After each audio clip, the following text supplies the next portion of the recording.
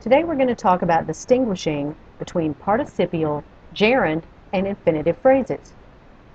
These are all things that we've talked about before and that you have experience looking at, but sometimes it can be confusing, so it never hurts to have some review. All of these types of phrases are known as verbals, and there are three types. The first is participial. They function as adjectives. Adjectives modify nouns and pronouns. Present participles end in ing, and most past participles end in ed, unless, of course, we're dealing with an irregular verb, in which case the ending of the past tense will be whatever the normal ending of the past tense verb would be. Gerunds function as nouns, which means a person, place, thing, or idea, and they always end in ing. Infinitives function as nouns, adjectives, or adverbs, and they almost always begin with the word to. We're going to start with present participles. Present participles, remember from just a minute ago, end in ing. Look at the example. The growing child was curious. The present participle in that sentence is growing. It's acting as a modifying adjective for the noun child. We can also have a participial phrase. Throwing their hats into the air, the fans of the victorious team let out a great roar. The participial phrase is the participle and any complements or modifiers that go with it.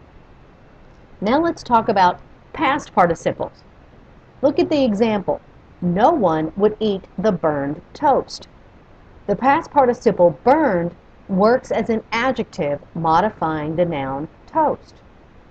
Past participles can also be used in phrases, as in the example, the winners, elated by the victory, shook hands with the losers. Participial phrases, just like other phrases, contain the participle and any complements or modifiers that go with it. Gerunds.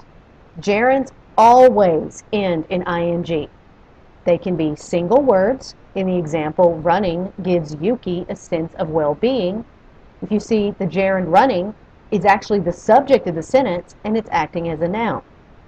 Gerunds can also be found in phrases. Leafing through photos is a good way to remember old times. The gerund phrase is leafing through photos. It begins with the gerund leafing, ending in ing. Then we come to infinitives. To stand can be uncomfortable.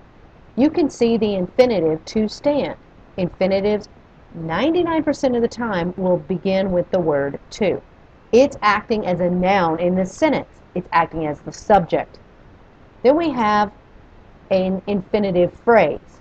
Mary Cassatt was one of the foremost American painters to paint in the Impressionist style. So now we have the infinitive phrase, including the infinitive to paint and modifiers and complements that go with it. So that's a quick review of verbals, participials, gerund, and infinitive phrases. Always remember that they include the adjectives and adverbs that modify them.